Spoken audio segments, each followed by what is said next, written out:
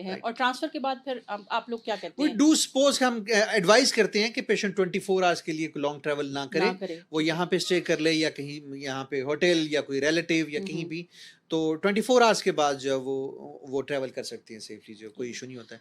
10 to 12 days के बाद वो अपना टेस्ट से जो वो चेक कर सकती हैं अपनी प्रेगनेंसी और कुछ हमारी ये सारे प्रोसेस के दौरान मैं एक चीज़ और क्लियर कर दूं, जब आपसे पेशेंट रिकमेंडेशन के बाद हमारे पास आ जाता है और हम उसको सारा प्रोसेस गाइड कर देते हैं, सो डे सेकंड से ही हमारी आईवीएफ कोऑर्डिनेटर जो उनके साथ अटैच हो जाती हैं, हम्म। उनके नंबर्स उनके पेशेंट के साथ एक्सचेंज हो जाते हैं और इस पूरे जर्नी में वो उनके साथ रहती हैं during the stimulation protocol as well as in the transfer protocol.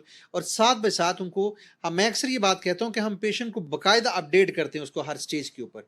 आपका आपका आपकी जो जब स्टिमुलेशन हो रही है तो आपकी फॉलिकल ट्रैकिंग के ऊपर आपके फॉलिकल्स की क्या कंडीशन है, फिर हमने जब रिट्रीवल किया है जिस दिन पे आपके टोटल कितने हमें एग्स रिट्रीव हुए थे, कितनी उसमें से हेल्दी थे, कितनों की हमने इक्सी की है, और देन आफ्टर 5 डेज आपका एम्ब्रियोज का जो बैंक है वो कितनों का बना है, कितनी अटेम्प्ट्स के साथ हैं।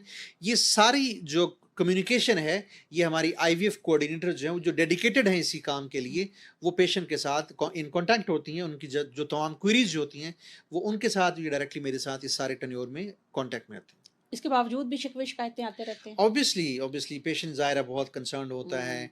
फिर एक हमारे यहाँ जो कोऑर्डिनेटर उनका एक अपना वर्कलोड होता है और पेशेंट बहुत क्यूरियस होता है, but we do humble to respond. हम हमारी कोशिश होती है कि एक बात उन्हें बताई भी हुई है वो 10 बार भी हमसे ज़रा पूछे उनके कि लिए वो तो प्रोसेस नया एग्जैक्टली है, we are exactly. Suppose to tell them. जी, हमारे साथ डॉक्टर साहब fully invested, fully involved.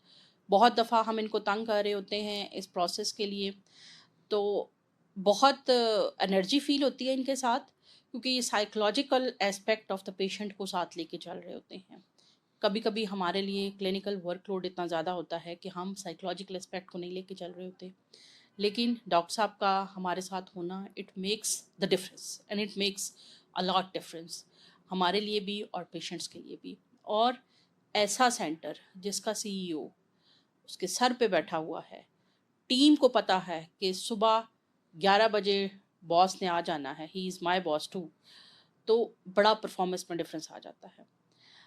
Thank you so much thank you for ji, your thank you time, very much. for your dedication and for this much investment to the cause and to the purpose, कि हम भी इसमें जो है वो successful होते हैं, patient का सेटिस्फेक्शन रेट ओवरऑल बढ़ जाता है। मिलते हैं किसी नेक्स्ट पॉडकास्ट एक में। एक